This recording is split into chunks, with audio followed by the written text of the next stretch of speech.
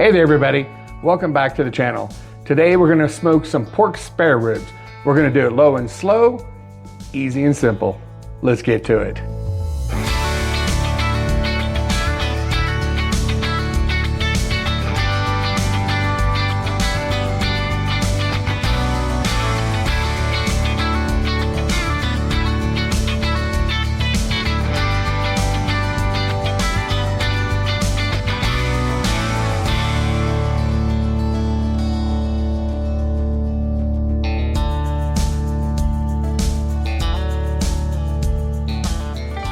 So today I'm going to show you how to do a very easy cook on a rack of pork spare ribs with a little bit of salt, pepper, and garlic.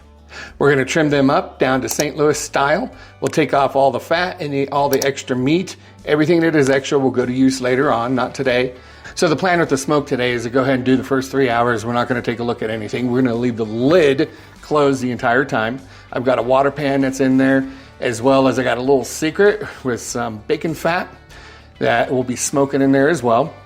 One of the additional things that I'm testing out today on this RECTEQ is to see how much color can be imparted into the rack of ribs with this pellet grill. I haven't done that yet because I've used other rubs that have paprika and other red spices that are in there, so it's kind of hard to tell. With a little bit of salt, pepper, and garlic, any color that's on these ribs are going to be truly from the smoke. So let's get to trimming these ribs. Okay, so we got a really nice rack of pork spare ribs here. Let's go ahead and open this up. So getting a full spare rib like this is a lot cheaper than buying your St. Louis style cuts already, because it's super easy to trim these. You're going to have the sternum bone already right here. You will have this little flap. We'll cut this off. We'll be sure to take out the membrane. And the way we're going to cut these up for St. Louis style, right? St. Louis style ribs are cut down to about right here. What you do is you can find the longest bone, which is about right here, and you just make a nice line right across here. Before I do that, down here there's like a little small bone. There's actually two small bones right here, which we're not going to need. So I'm going to go ahead and square these up with these small bones, just like this. Save that to the side. And then right here, just like this. We're going to go ahead and change knives out. Let's get this little flap of skin off. I already have a nice squared out set of ribs. We're going to go ahead and trim some of this fat off. Don't need that. So we trim the back side here just a tad bit. Get some of this fat off. And then we'll go to taking the membrane out.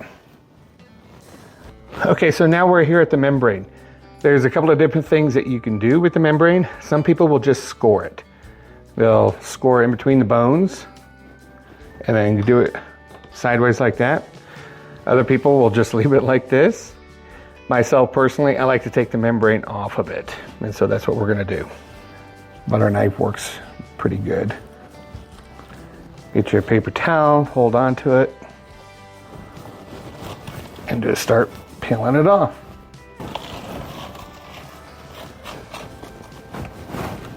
There, all came off in one swoop. And there we are. And we'll get this all seasoned up. Okay, so we're ready to season these now. Some people like to put a binder on these. You can do anything from mustard to olive oil, to anything you want. I'm not going to do it. These are wet enough.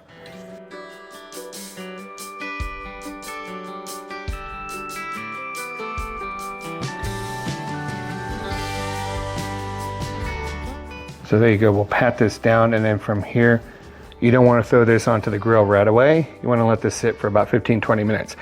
The meat will sweat. It'll start to absorb some of these flavors of this SPG. And from there, after about 15-20 minutes, we'll be able to put this onto the smoker. So let's let this rest. So the ribs have been resting for about 20 minutes. Let's go ahead and take them outside and put them on the grill now.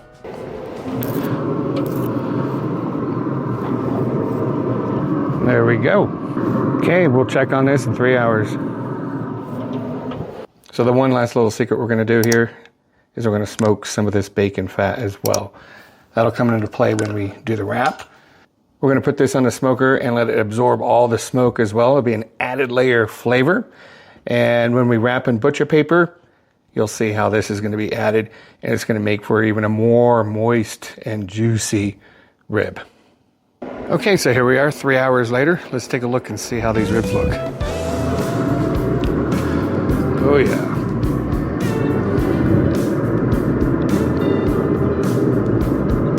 That's got a really nice red color to it.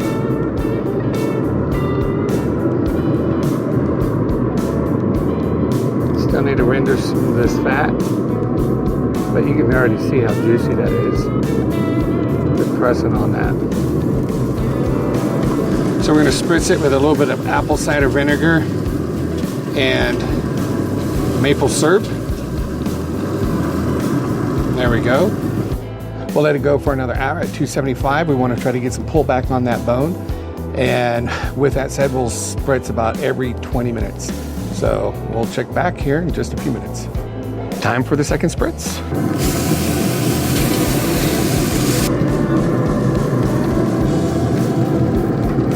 Okay, so it's been 40 minutes at 275. It's time for another spritz.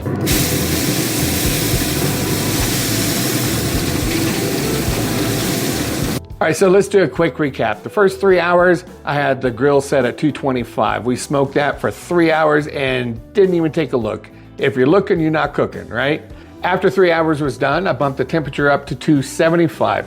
At that temperature, I want to try to get some pullback on the bone. I spritzed every 20 minutes.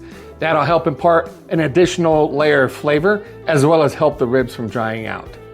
Now that we've done an hour at 275, we're going to go ahead and wrap them up in butcher paper. Okay, so now it's time to wrap. Look at those. These ribs look gorgeous. Okay, so this is where that bacon fat comes in. Smoked bacon fat.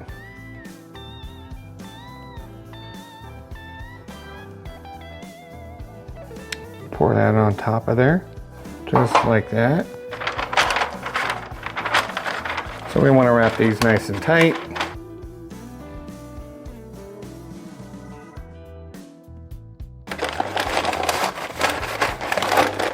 We'll go put these back on the grill. Okay, so let's go ahead and take a look at these. Let's see how, oh yeah, see how these are bending? Those are ready to come off. Let's bring those inside. Okay, so these were nice and floppy. You'll notice I did not cook these to temperature. I cooked them to fill. Oh yeah. See, you can already see, you can see how good that looks. So let's move these to the side. We'll let these rest for a little bit before we cut them. For those of you that are interested in the temperature, let's do a temperature check. Oh yeah, that's like butter. I'm hitting the bone, I think. Get off the bone, there we go. That's what I was thinking.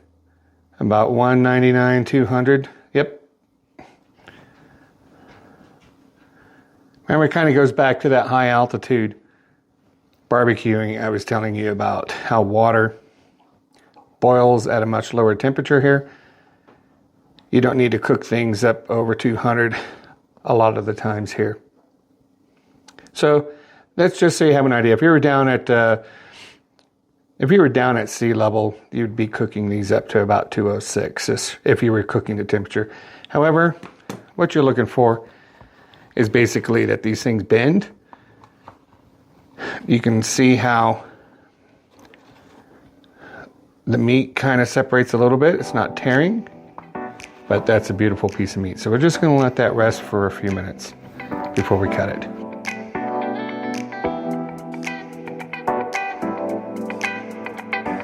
Okay, it's time to cut this up.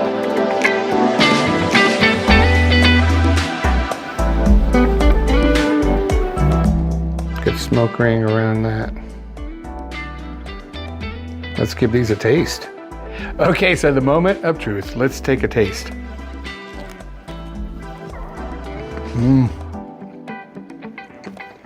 Oh, it just came right off the bone. Really nice. That is a good rib. These ribs are fantastic. I am so ready to eat and have dinner right now. So the first 3 hours, 225. After that, put it at 275 for another hour. Spritzed it every 20 minutes after that. Going into the 5th hour, I wrapped it in butcher paper and it stayed on till feel. That was probably about 30, 35 minutes. I did not use a temperature probe at all until you saw it on camera. And that was about what I was anticipating, is pulling it off right about 200, which is what you saw. So this rub of salt, pepper, and garlic tastes fantastic. I'd like a little bit more stuff, but I wanted to do just a simple rib that everybody can do.